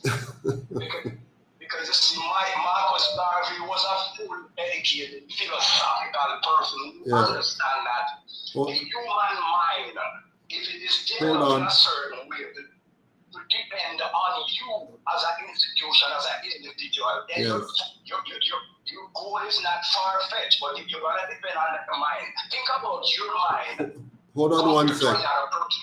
Hold on. Oops. Okay. Sorry. And your mental frequency and the enjoyment of what you can develop as an inspiration. Nobody else can do that for you. Marcus Garvey already know those things. Absolutely. If we had just listened and followed where he was leading us. And by the way, he's not perfect, we're not saying that he was a holy man who knew all the answers. But if we followed his direction, as opposed to the one that we allowed these two colonial parties to take us on, we would be 150% better off than we are today. For one, our education system would have been Afrocentric and would have brought out the best in our people. Our industries would have been developed and owned by us as a people. Our country would have a net positive export over import, would be exporting more than we imported. We would be water secure, food secure, and energy secure if we had followed the Marcus Garvey plan. But because we followed the plan given to the two colonial parties by the colonial masters and supported by the plantocracy of the day, which is the PSOJ oligarchy of today, we end up with a broken, miserable, and psychologically damaged society that will take tremendous amount of leadership to reverse. And then, yes, Brother Patterson, that's perfectly true. But just listen to the term of the name, private sector organization. Anything that is private, it's not publicly really involved. It only funds a system so it can manipulate the system and have total control over the prosperity of the people. Yeah, the system that we have, even the political system that we have embraced, Mr. McDonald, it's a system of division. So the very constitution is designed for you to have a government and an opposition. So it's telling you the way for you to have good government is for you to be adversarial and at each other's throat and fighting each other. That's what they said you must have that if you're going to have good government. And that is wrong. You don't want to build a government based on two sides fighting. And I'll give you an example why. Have you ever seen a company, a good company, an effective company, a wealthy company, where they set up a board of directors and they split the board of directors into two halves and say, you are for the company leadership and you are to sit there and oppose the company leadership? Have you ever seen a company run that way? No company runs that way, because that's self-destruction. The only reason you have a divided governance is because you want to keep the people distracted and fighting each other while you go around the back and thief out all of the wealth. You understand? But you're the widest scope of it, why Yes. it is like that. 90% of the people on the planet are conquered people. Yes, yeah, that's normal. Yeah. Mm-hmm. Remember, it's not like when we ancestors were fighting. Hold on. British, we didn't bond it, so we didn't have any chance to choose in the outcome of the circumstance. Yes. Right? Hold on one second. There's another person. Really Hold on one second. Study the monarchical government of the world and study every history. If you go to every country in Africa, they were colonized. Hold on one sec. Yes, my brother. Welcome. How are you? Sorry, I can't hear you. Say that again. I'm doing good. How are you? Wonderful. Fine, thank Can you. you hear me? Yeah, man. What's your name and where are you calling from? My name is Richard Sleem. I'm calling from Florida. Wonderful, Richard. What can we do for you today, or what you want to do for us? You know, just listening to you guys speak about Jamaica, Yes. you, Mr. Patterson, you're basically standing up for what all of us Jamaicans want to. A lot of us just don't have the time, or we don't have the effort, or we don't want to put the effort, because let's face it, Jamaica has never changed. It will not change unless, as Bob Marley so eloquently put it, we have to free our minds from mental slavery. A lot of us have went abroad, worked in professions like yourself and the gentleman on the phone. We have experience. We can come back and offer. But the locals, what I mean by locals, let me preference that, the people that are currently in government, both GLP and PMP, will not let that happen, because we will see what you're educating us about, just how the system is. And I thank you so much for the education that you've been giving us on how the history of the plantocracy and the colonialism has happened across the world. Mm-hmm. And we understand that it is for a reason. Every country sort of has a similarity in government. It's for a reason. Mm-hmm. If the people are uneducated and they're worried about the three Maslow's law, food, roof over their head, and clothes on their back. Excuse me, patois. Yeah, man. No. They don't have time. Yes. They don't have time to be creative. Yeah. They don't have time. They don't have time to challenge. They have no time to challenge the elites who want to keep them that way. Correct. Like, for instance, Jamaicans, to me, are the most creative, the most ingenuity on anything. You get them something for them. People find out, don't forget around it, when they could use that creativity for positiveness. Mm-hmm. Jamaicans, to me, it's like we don't love ourselves, but once we come out of Jamaica and we're there abroad and we see another Jamaican, we have so much love for our brethren, but when we're there yard, we want to fight one another, we want to bring them one another. Yeah, because we're hungry. I just don't understand. No, that. because when we're there yard, what's your name again? Mark, you said, right? Mark? Richard. When we're there yard, Richard, here we're going. We're hustle every day. The sun up Bunway, it's hot, we're hungry. We're trying to figure out how we're going to make ends meet. I mean, I see a lot of people here desperate. You look in their eyes, they're desperate. They just want to find a way out. Why do you think scamming is so big here now? Why do you think women are the last persons to take certain risk? And right now in Jamaica, we have gotten so low that our women are now taking the risk to engage in massive fraud in the good companies they're working for, in the relatively good jobs that they have. You never used to have women. You used to be able to trust women with money.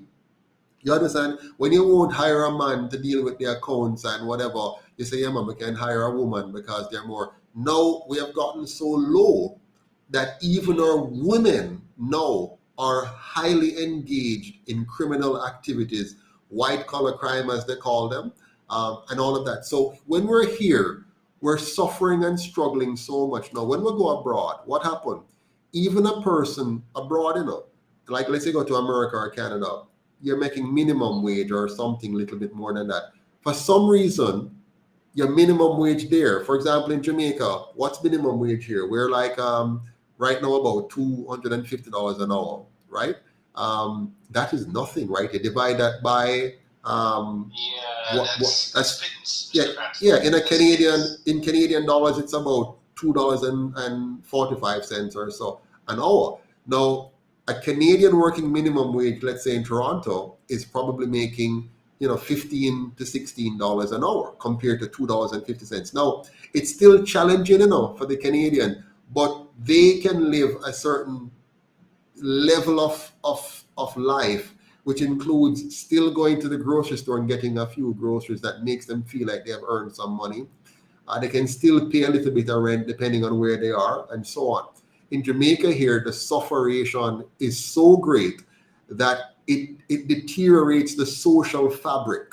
So now we can't socialize properly because we're out to eat each other. We're antisocial. Right. We're aggressive. But continue your I point. understand, Mr. Patterson. Yeah. Yeah, the system, Yes. as long as you have the people uneducated, they will not know that they're actually, the politicians are raping the Jamaican people, the poor people, and taking the money. There's no accountability. I'm an IT engineer. I work in the cloud infrastructure.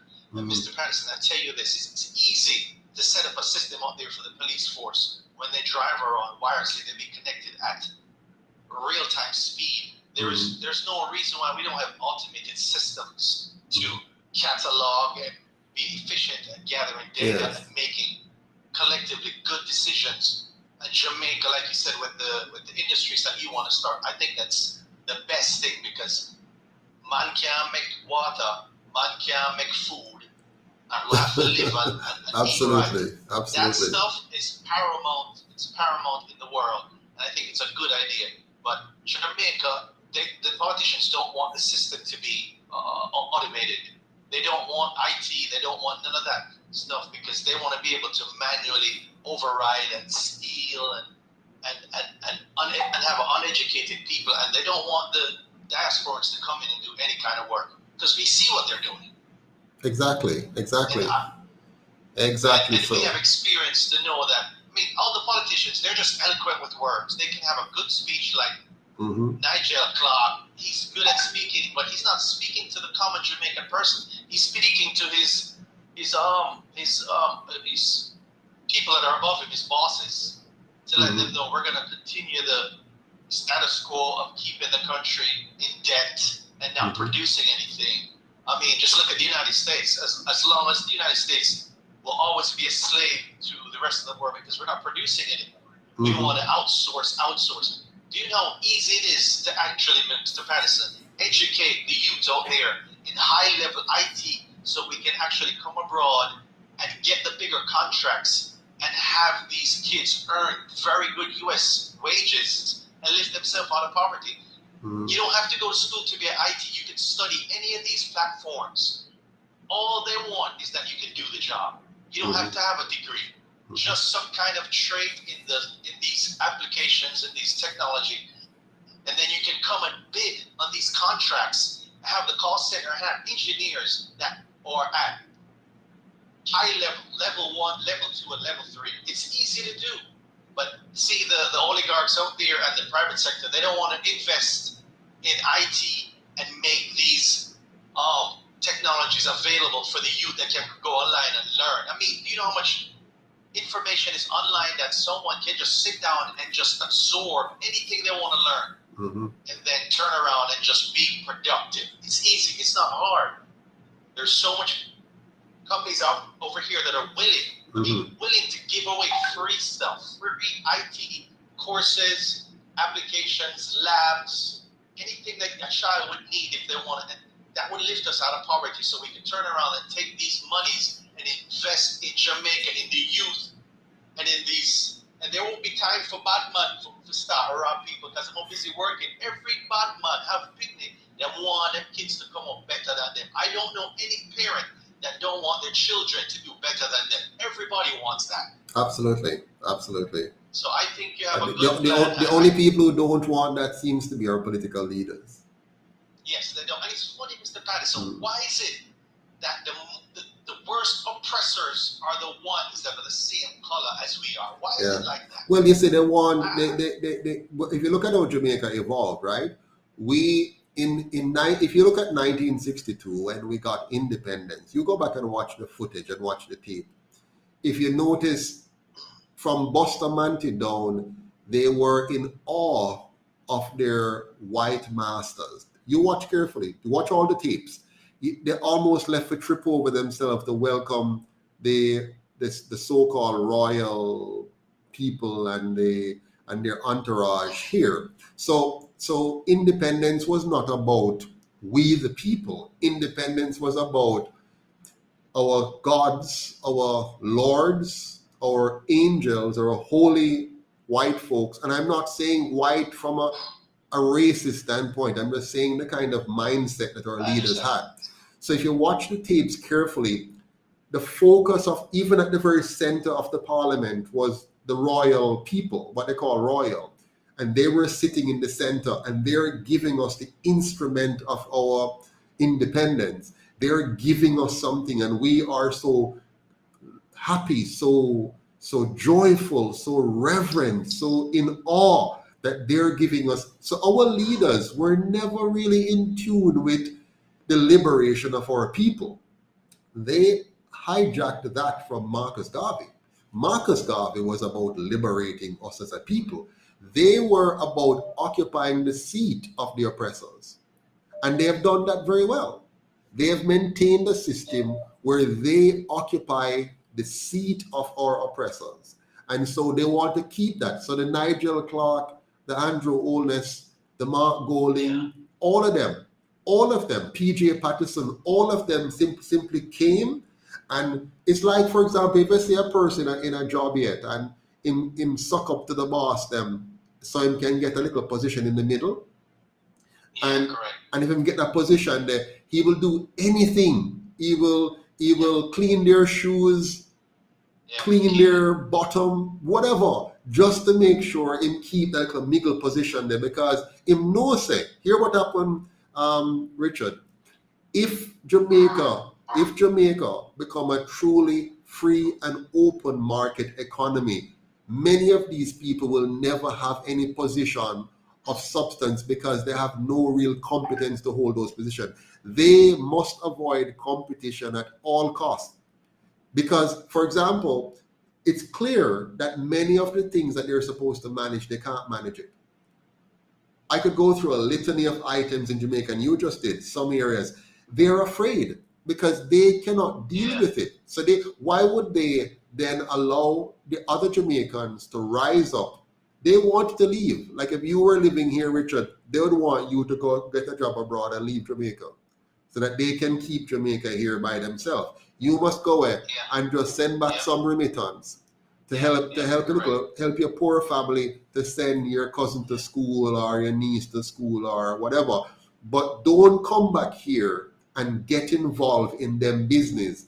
They want to control Jamaica, keep the masses where they are, so that they can continue to borrow on the heads of the masses, thief some of that money, and then keep the system going, and Jamaica end up where it is going to end up in the end, which is just like a Haiti.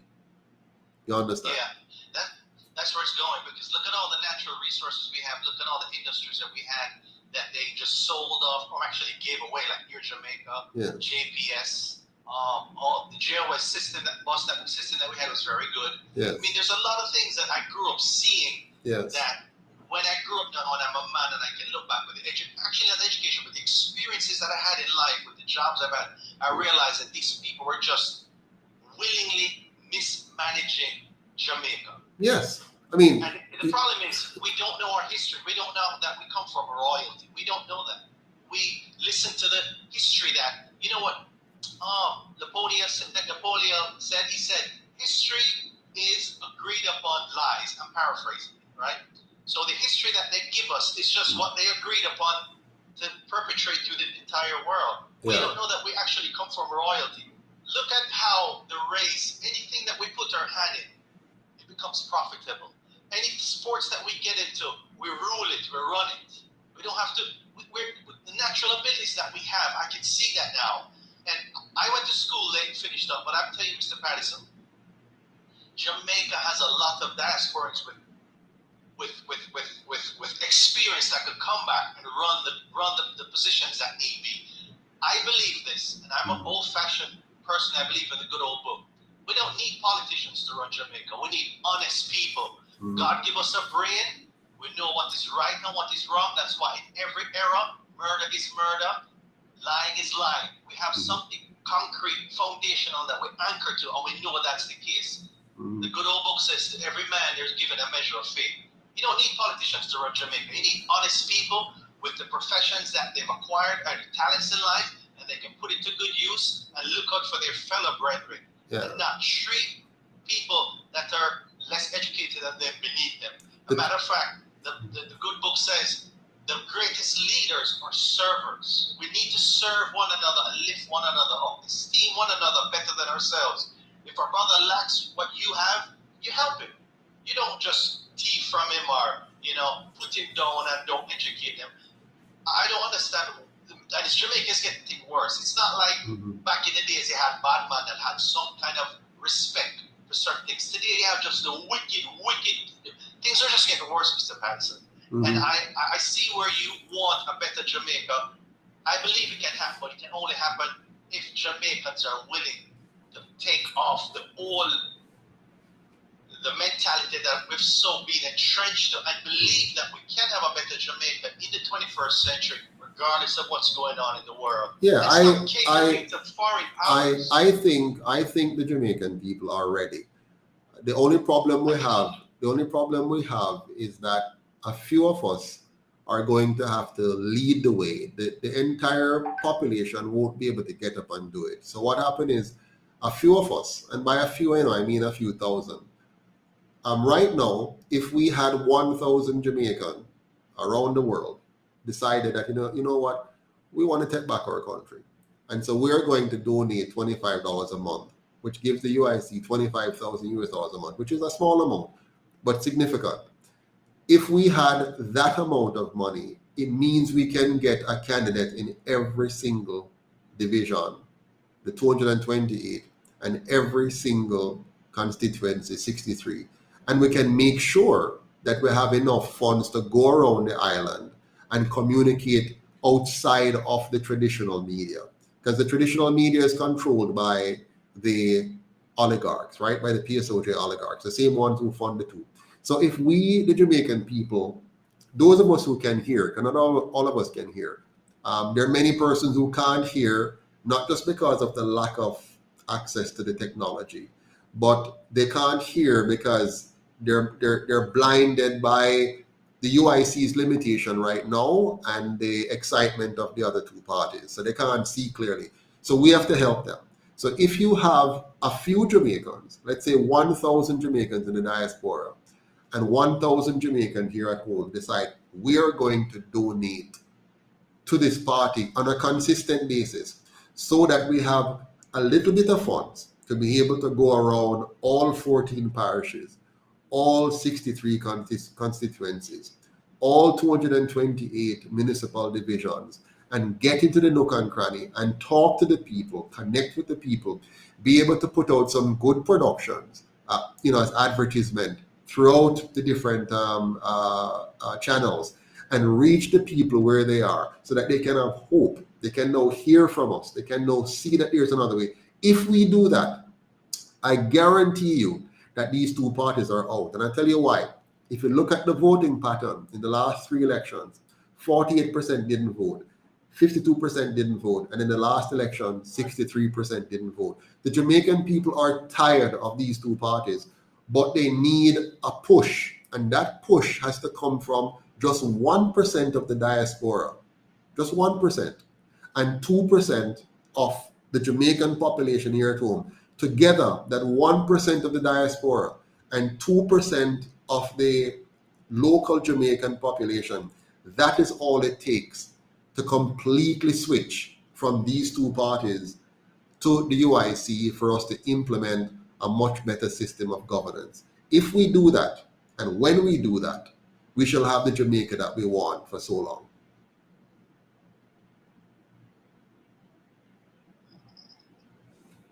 So thank you very much, Richard, for being on. Yeah, man. Have a good night. You too, Mr. Patterson. Take Thank you care. so much for taking my call. Good.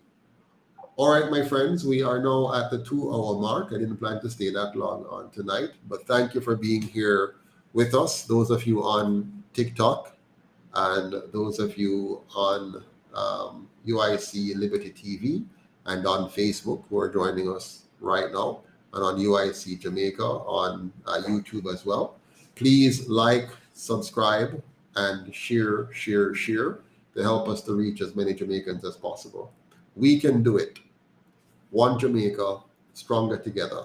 Let us work on this. Let us not give in or give up. Let us not lose heart because things don't go as fast as we'd want. Nothing that is worthy in life comes quickly or easily. So we just have to work together to make it happen. All right? Thanks again. Have a good night. Have a great weekend until we talk again. Take care. Bye-bye.